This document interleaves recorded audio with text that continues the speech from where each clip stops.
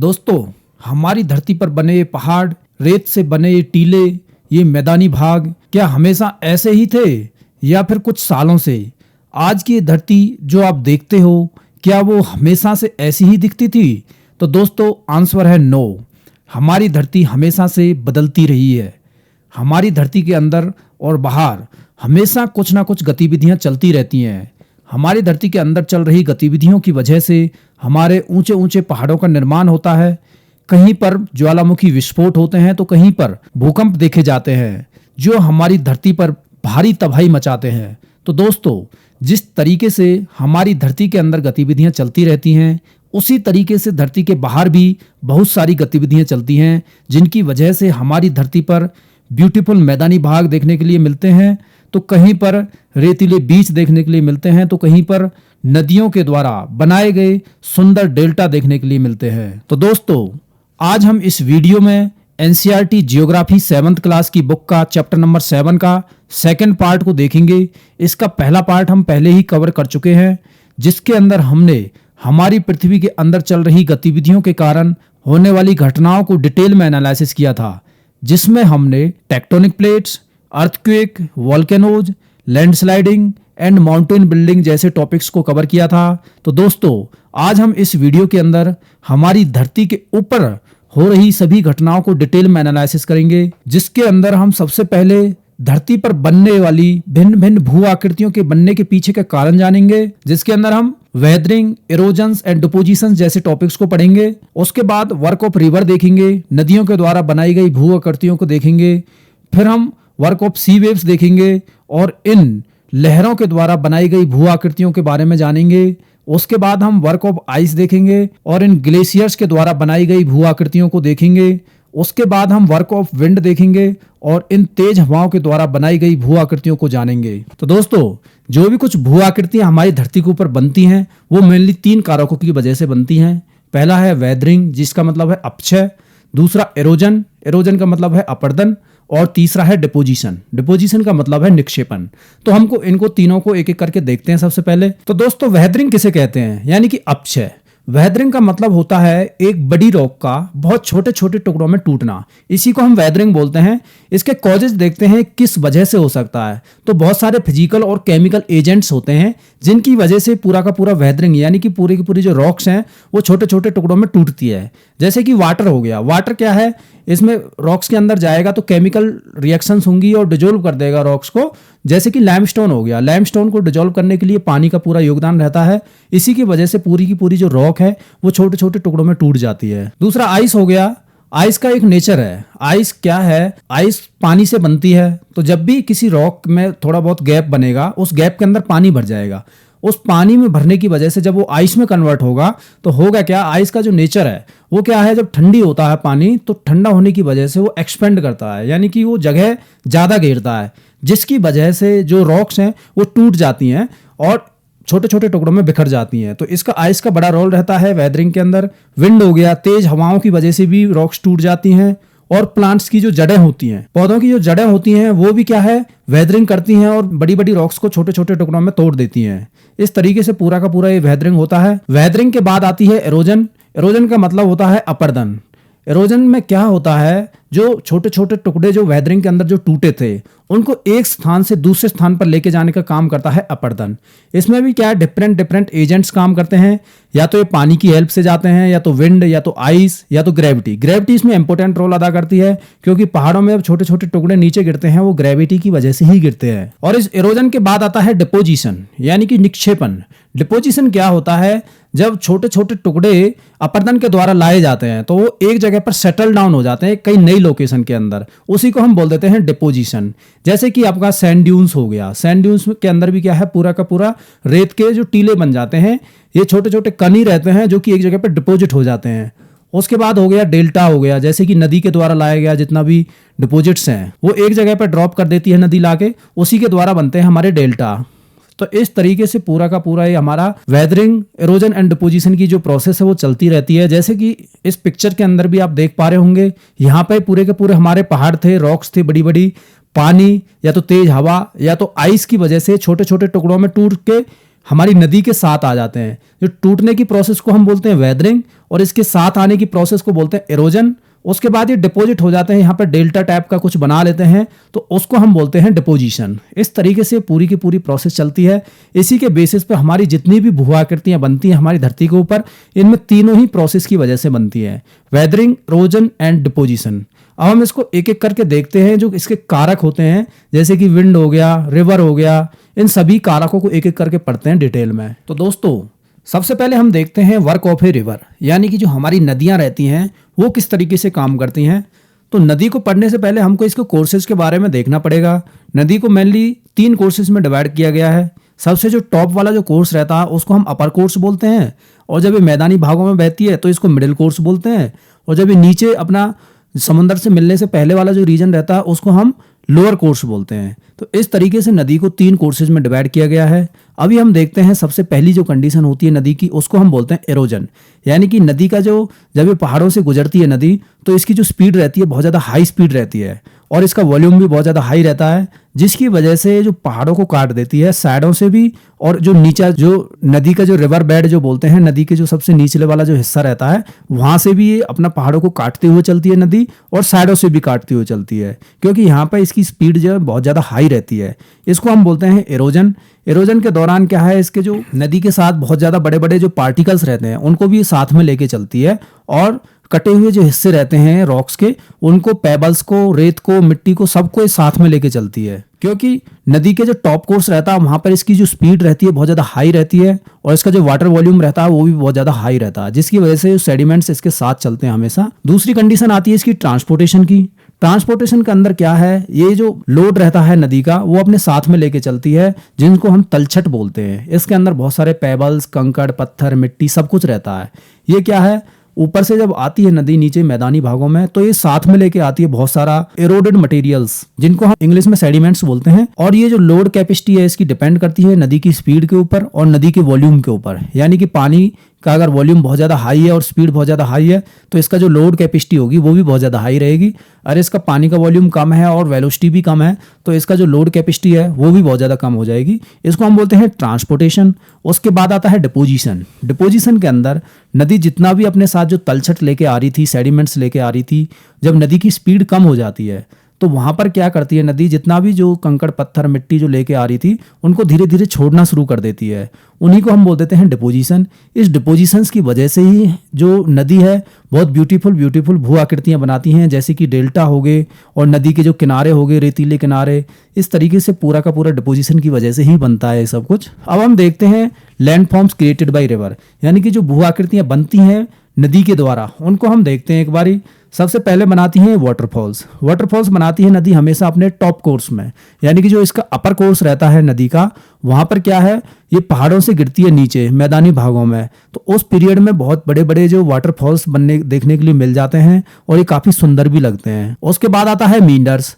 जब ये मैदानी भागों में नदी आती है, यानी कि अपने जो मिडिल कोर्स में, वहां पे इस तरीके के मींडर्स बनाना शुरू कर देती है। जैसा कि इस पिक्चर के अंदर भी आप देख पा रहे होंगे, इनको हम मींडर्स बोलते हैं, यानी कि जो सांप के जैसे आकृति जो दिखती है इसको हम मींडर्स बोलते हैं। कभी कभी ये मींडर्स इतने बड़े हो जाते हैं कि जो पानी है ये डायरेक्टली यहाँ पे टच कर जाता है और ये छोटे छोटे जो टुकड़े हैं पानी के वो कट जाते हैं। इन कटे हुए हिस्सों को ही हम बोलते हैं ऑक्सबो लेक। यहाँ पे पूरा रेत इकट्ठा हो जाता है और ये जो पानी का जो थोड़ा एक लेक जैसी बन जाती है, उनको ही हम बोलते हैं ऑक्सबो लेक। उसके बाद नदी बहुत सारे जो मिट्टी साथ में लेके चलती है वो यहाँ पे अपने किनारों पर डिपॉजिट कर देती है, इनको हम बोल देते हैं लेवीज। उसके बाद डेल्टा आते हैं। डेल्टा नदी के सबसे लोअर कोर्स में बनते हैं हमेशा। जब नदी अपने साथ लाए हुए कंकड़, पत्थर, मिट्टी को लास्ट में बिल्कुल सभी को छोड़ देती है और समुद्र में मिलने से पहले यहाँ पे बहुत बड़े बड़े डेल्टा क्रिएट कर देती है और नदी है वो बहुत छोटे छोटे टुकड़ों में बट जाती है, जिनको हम डिस्ट्रीब्यूटरीज बोलते हैं। और इस जगह को यहाँ पर क्या है, बहुत ज्यादा वेजिटेशन भी देखने के लिए मिलती है, क्योंकि यहाँ पर क्या है, आइलैंड जैसी कंडीशंस बन जाती हैं और छोटे छोटे पंछी और जानवर बहुत ज्यादा देखने के लिए मिल जाते हैं इन जगहों पर। उसके बाद हम देखते हैं वर्क ऑफ सी वेव्स, यानी कि जो समुद्र की जो लहरें हैं वो किस तरीके से काम करती है। तो आपने तो देखा ही होगा, जब समुद्र की लहरें अपने कोस्ट से टकराती हैं तब वो जो कोस्ट वाला जो हिस्सा रहता है उसको काट देती हैं और काटते काटते वहां पे बहुत ज्यादा ब्यूटीफुल बीचेज क्रिएट कर देती हैं। तो यही प्रोसेस होता है पूरा समंदर के अंदर। पहला होता है एरोजन। जिस तरीके से हमने नदी के अंदर पढ़ा था एरोजन सबसे पहले, इसी तरीके से सी वेव्स के अंदर भी क्या है, एरोजन होता है सबसे पहले। समंदर के अंदर जो एरोजन होता है वो 4 तरीके से होता है। पहला है हाइड्रोलिक एक्शन, दूसरा एब्रेजन, तीसरा सॉल्यूशन और चौथा है एट्रीजन। इनको हम एक एक करके देखते हैं। हाइड्रोलिक एक्शन मतलब जो पानी जब जाके टकराता है, क्योंकि समंदर की जो वेव्स रहती हैं बहुत स्पीड में आती हैं और जब वो रॉक्स से जाके टकराती हैं, उस टकराने की वजह से रॉक्स क्या टूट जाती हैं, छोटे छोटे टुकड़ों में भी टूट जाती हैं। कभी कभी सी केव्स जैसी बना लेती हैं आकृतियां, कभी सी आर्चेज बना लेती है और कभी स्टैग जैसे खड़े रह जाते हैं, क्योंकि ये चारों तरफ से पूरी तरह से पानी के बहाव की वजह से टूट जाते हैं। इसी को हम बोल देते हैं हाइड्रोलिक एक्शन। उसके बाद होता है एब्रेजन। क्योंकि समंदर के पानी के अंदर बहुत सारे कंकड़ पत्थर वगैरह भी रहते हैं, वो कंकड़ पत्थर आके इस तरीके से रॉक से आके टकराते हैं पानी के साथ। इस टकराव की वजह से इनको काट देते हैं, इस जगह को पूरी तरह से खोखला कर देते हैं। इसी की वजह से इसको हम बोल देते हैं एब्रेजन। उसके बाद आता है सॉल्यूशन। बहुत सारी जो रॉक्स रहती हैं जैसे कि लाइमस्टोन हो गया, वो क्या है डिजोल्व हो जाती हैं, जैसे ही पानी के कांटेक्ट में आती हैं वो पूरी तरह से डिजोल्व हो जाती हैं। इसको हम बोलते हैं सॉल्यूशन।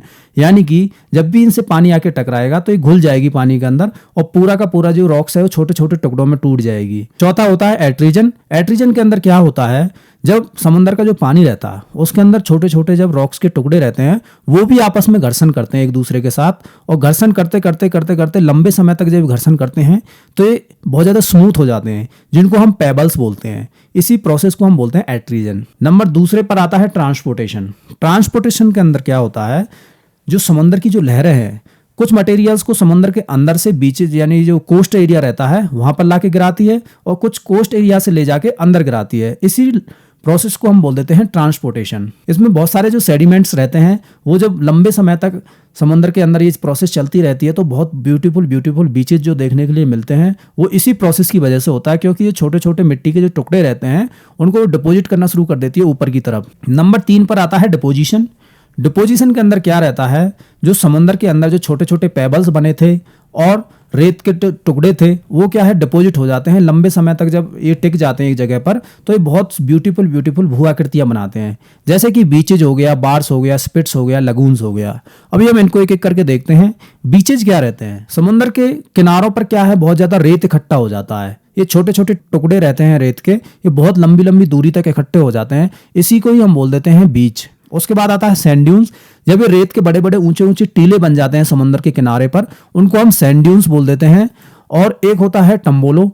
टम्बोलो क्या रहता है, जब कोई आइलैंड रहता है समंदर के अंदर और जो मेनलैंड को इसको कनेक्ट करने के लिए एक रेत की पतली स्ट्रिप जो बन जाती है, इसको ही हम बोल देते हैं टम्बोलो। उसके बाद आता है कोस्टल लगून। होता क्या है, जब यहाँ पर पानी इकट्ठा हो जाता है और इसका जो बॉर्डर करने के लिए रेत का पूरा टीला बन जाता है, इसको हम बोल देते हैं कोस्टल लगून। इनको हम सैंड स्पिट्स बोलते हैं, यानी कि ये रेत की एक पतली स्ट्रिप रहती हैं जो कि पानी के अंदर तक जाती हैं और जब ये यहाँ से टूट जाती हैं तो ये अलग हो जाती हैं और यहाँ पर भी पानी आ जाता है, तब हम उसको बोल देते हैं सैंड बार। जैसा कि इस पिक्चर के अंदर आप देख पा रहे होंगे, सैंड ड्यून्स आपको मैंने दिखा दिया, बीचेज भी दिखा दिया, टम्बोलो भी दिखा दिया और सैंड स्पिट्स भी बता दिया। अभी हम देख बे क्या रहता है, जब पानी की इस तरीके की बॉडी बन जाती है जो कि तीनों साइड से लैंड एरिया से घिरी हुई हो और एक साइड से इसमें समुद्र से टच हो, उसको हम बोल देते हैं बे। ये जो बे को कंट्रोल करने वाला जो माउथ रहता है उसको हम बोल देते हैं स्पिट्स। हम देखते हैं वर्क ऑफ आइस, यानी कि जब हमारे पहाड़ों पर ग्लेशियर्स जो जमते हैं उसकी वजह से क्या काम होता है उसको देखते हैं।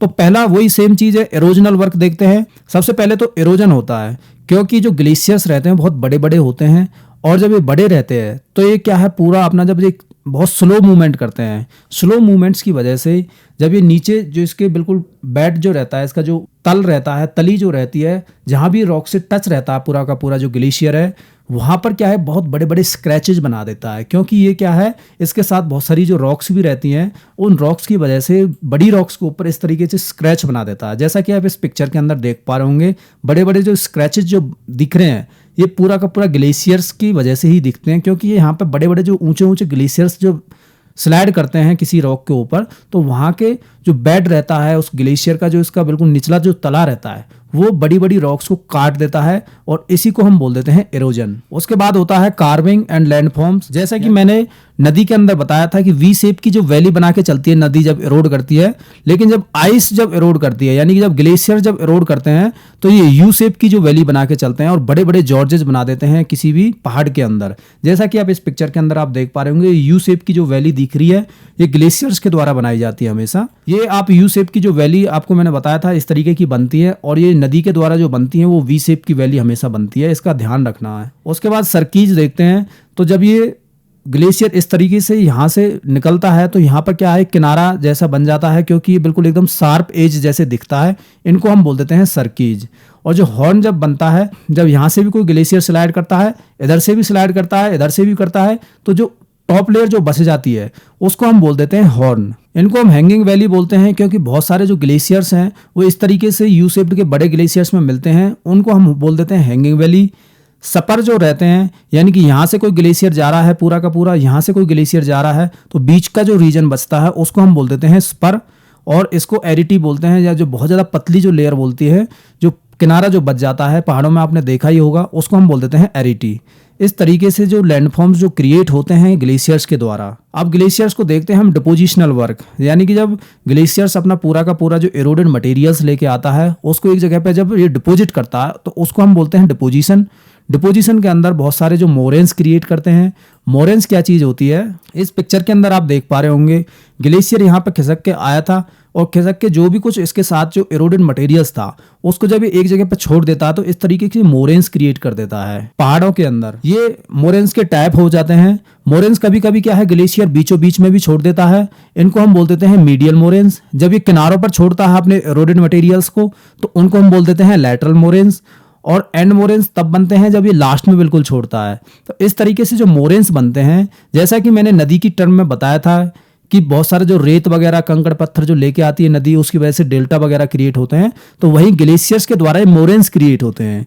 मोरेन्स के अंदर भी वही कंकड़ पत्थर ही रहते हैं, रेत के टीले रहते हैं, वही सब चीज रहती है, लेकिन ये क्या है पहाड़ों के अंदर रहते हैं तो वहां पर इस तरीके की जो स्ट्रक्चर्स देखने के लिए मिल जाती हैं। बहुत बड़ी बड़ी लेक्स भी क्रिएट करते हैं ये जो ग्लेशियर्स हैं, जैसे कि आप इस पिक्चर के अंदर देख पा रहे होंगे। यहाँ पर क्या अपना मोरेन छोड़ दी, जो ग्लेशियर के जो आइस था वो क्या है पानी में कन्वर्ट हो गया और इस तरीके की बड़ी बड़ी लेक्स क्रिएट हो जाती हैं। जैसा कि आप इस पिक्चर के अंदर भी देख पा रहे होंगे, मल्टीपल लेक्स भी कभी कभी बन जाती हैं, यानी कि यहाँ पे पूरा ग्लेशियर ही था पहले, तो ये एरोडेड मटेरियल्स था जो मोरेन्स था उनकी वजह से ये ग्लेशियर क्या टूट जाता है छोटे छोटे टुकड़ों में और जो आइस थी वो पिघल के पानी में कन्वर्ट हो जाती है। तो इस तरीके से क्या है ग्लेशियर लेक बन जाती है। उसके बाद अदर लैंडफॉर्म्स की अगर बात करें तो इसके अंदर आते हैं पैटर्नोस्टर लेक, यानी कि चेन ऑफ लेक्स। जैसा कि मैंने इस पिक्चर के अंदर दिखाया था, इनको ही हम चेन ऑफ लेक बोलते हैं, यानी कि पैटर्नोस्टर लेक्स के नाम से जानते हैं इनको। उसके बाद जो ग्लेशियल टिल है वो मोरेन्स के जैसे ही है, यानी कि जो ग्लेशियल का जो नीचे वाला जो हिस्सा रहता है जो मिट्टी कंकड़ पत्थर, उसी को हम ग्लेशियल टिल बोल देते हैं। और ग्लेशियल फ्लोर, ग्लेशियल फ्लोर की तो मैंने शुरू में बात कर ली थी, क्योंकि यहाँ पे क्या बहुत ज्यादा बड़े बड़े स्क्रैचेज बना के चलता है हमेशा। जब भी ग्लेशियर कहीं से भी गुजरता है तो वहां पर क्या है बहुत ज्यादा इरोजन करता है, इसी की वजह से यू शेप की जो वैली बना देता है। तो दोस्तों अब हम देखते हैं विंड, यानी कि तेज हवाएं जो हमारी धरती के ऊपर चलती हैं, इनका क्या काम है। तो सबसे पहले वही सेम चीज़ है, एरोजन करती हैं। एरोजन के अंदर ये डिफ्लेशन होलोज बना देती हैं, यानी कि जब ज़मीन के अंदर से मिट्टी को उठाती हैं इसकी वजह से एक बहुत बड़ा गड्ढा जैसा बन जाता है, इन्हीं को हम बोल देते हैं डिफ्लेशन। उसके बाद एब्रेजन। एब्रेजन के अंदर क्या होता है, मिट्टी जब भी हवा कहीं से चलती है तो हवा के अंदर बहुत सारे कंकड़ पत्थर या तो रेत के कण रहते हैं, वो रेत के कण जहां भी जाके टकराते हैं उनकी वजह से बहुत ज़्यादा एब्रेजन होते हैं। जैसे कि इस पिक्चर के अंदर आप देख पा रहे होंगे, यहाँ पे क्या है जो रेत के जो टुकड़े यहाँ पे आके जब टकराएंगे किसी भी रॉक से तो वहां पे क्या पूरी उसको काट देंगे पूरी तरह से, उसी को हम बोल देते हैं एब्रेजन। इसी की वजह से क्या है मशरूम रॉक्स बनती हैं, जैसा कि इस पिक्चर में देख पा रहे होंगे, इनको हम मशरूम रॉक्स बोलते हैं क्योंकि यहाँ पे हवा की तेज गति की वजह से एब्रेड कर देती है इस पूरे पोर्शन को और ये इस तरीके की रॉक रह जाती है एक छोटे से टुकड़े के ऊपर, जैसे कि मशरूम दिखने के लिए मिलती है वही सेम आकार की दिखती हैं ये रॉक्स भी, इसलिए इनको हम बोल देते हैं मशरूम रॉक्स। कुछ होते हैं वेंटीफैक्ट्स, वेंटीफैक्ट्स भी इसी प्रोसेस की वजह से बनते हैं। इस पिक्चर के अंदर आप देख पा रहे होंगे बहुत ज्यादा स्मूथ रेत बार बार टकराने की वजह से यहाँ पे क्या है पूरा एकदम से स्मूथ रॉक्स बन जाती है, इन्हीं को हम बोल देते हैं वेंटीफैक्ट्स। उसके बाद आता है एट्रीजन। एट्रीजन के अंदर क्या होता है, हवा के अंदर बहुत सारे जो रेत के जो टुकड़े रहते हैं, कंकड़ पत्थर जो रहते हैं, वो आपस में एक दूसरे से टकराते हैं। उस टकराव की वजह से जो रेत के कण रहते हैं, जो भी रॉक्स के जो पार्टिकल्स रहते हैं, वो बहुत ज्यादा गोल आकार के बन जाते हैं बार बार टकराने से। इन्हीं को हम बोल देते हैं एट्रीजन। एट्रीजन और एब्रेजन में थोड़ा सा डिफरेंस है। एब्रेजन के अंदर क्या रहता है, जो रेत के जो कण है वो बड़ी रॉक्स के ऊपर जाके टकराते हैं, जिसकी वजह से उसको इरोड करते हैं। वहीं जो एट्रीजन जो रहता है, एट्रीजन के अंदर क्या रहता है, रेत के खुद के जो टुकड़े रहते हैं आपस में एक दूसरे के साथ टकराते हैं, उसी को हम बोल देते हैं एट्रीजन। अभी हम देखते हैं ट्रांसपोर्टेशन, यानी कि जो तेज हवाएं चलती हैं उनके साथ बहुत ज्यादा जो मटेरियल साथ में चलता है, उसी को हम बोलते हैं ट्रांसपोर्टेशन। यानी कि जो भी कोई एरोडेड मटेरियल्स है उसको एक स्थान से दूसरे स्थान पर लेके जाना, उसको हम बोलते हैं ट्रांसपोर्टेशन। इसमें विंड के द्वारा जो ट्रांसपोर्टेशन होता है उसमें 3 प्रोसेस लगती हैं। पहला है सस्पेंशन, दूसरा साल्टेशन और तीसरा है सरफेस क्रीप यानी कि ट्रैक्शन। इस पिक्चर के अंदर मैं इनको समझाता हूं। सस्पेंशन के अंदर क्या रहता है, कोई भी रेत का जो टुकड़ा था, जो भी कोई रॉक्स के छोटे छोटे टुकड़े थे या फिर रेत के टुकड़े थे, वो क्या हवा में उड़ के जाते हैं एक स्थान से दूसरे स्थान पर, उसको हम बोलते हैं सस्पेंशन। दूसरा होता है साल्टेशन। साल्टेशन के अंदर क्या रहता है, ये जो टुकड़ा था वो यहां से उठ के इधर गया, इधर से उठ के फिर दूसरी जगह पर गया। इस तरीके की जो प्रोसेस को हम बोलते हैं साल्टेशन। और तीसरा होता है क्रीप, यानी कि जो बड़े टुकड़े रहते हैं वो क्या है, ऊपर हवा के साथ उड़ नहीं सकते, लेकिन हवा इनको धक्का मार मार के पूरा इसको क्रीप कराती है, यानी कि गोल गोल ऐसे घूमते रहते हैं और एक स्थान से दूसरे स्थान पर ये चले जाते हैं। इसको हम बोलते हैं क्रीप। इस तरीके से विंड का जो ट्रांसपोर्टेशन होता है 3 तरीके से। सस्पेंशन मतलब जो छोटे पार्टिकल्स ऊपर उड़ के जाते हैं। साल्टेशन मतलब मीडियम जो आकार के जो पार्टिकल्स रहते हैं वो क्या है, ऊपर उठते हैं, कभी नीचे गिरते हैं, फिर ऊपर उठते हैं, तो इसी प्रोसेस को हम बोलते हैं साल्टेशन। और क्रीप मतलब जमीन के साथ साथ जो चलते हैं उसको हम बोलते हैं क्रीप। नंबर 3 पर आता है डिपोजिशन। जब मिट्टी कहीं पर सेटल डाउन होती है और हवाएं रुक जाती हैं, उसको हम बोल देते हैं डिपोजिशन। या फिर कोई ऑब्स्टेकल आ जाता है, यानी कि कहीं पहाड़ की जो जड़ रहती है वहां पर जाके टकरा के पूरा का पूरा जो मिट्टी साथ में लेके आती है विंड अपने साथ में, वहां पे डिपॉजिट कर देती है, उसी को हम बोल देते हैं डिपोजिशन। इसी की हेल्प से हमारे बड़े बड़े सैंड ड्यून्स बनते हैं। यानी कि इस पिक्चर के अंदर आप देख पा रहे होंगे जो रेत के जो बड़े बड़े टीले बन जाते हैं, ये टीले जो बनते हैं वो रेत के डिपोजिशन की वजह से बनते हैं, लॉसेज बन जाते हैं। लॉसेज क्या रहते हैं, ये भी क्या है, रेत के बड़े बड़े मैदान रहते हैं जो कि बहुत ज्यादा फर्टाइल भी रहते हैं और ये बहुत दूर दूर तक फैले रहते हैं। सैंड ड्यून्स और लॉसेज में बहुत छोटा सा अंतर है। लॉसेज क्या है, बिल्कुल एकदम प्लेन रहते हैं और काफ़ी दूरी तक फैलते हैं और काफ़ी फर्टाइल भी रहते हैं। वहीं जो सैंड ड्यून्स रहते हैं काफ़ी ड्राई रहते हैं और ये बड़े बड़े रेत के जो पहाड़ जैसे दिखते हैं दूर से। तो दोस्तों यहाँ पे पूरा का पूरा चैप्टर फिनिश होता है। Thank you for watching. जय हिंद, जय भारत।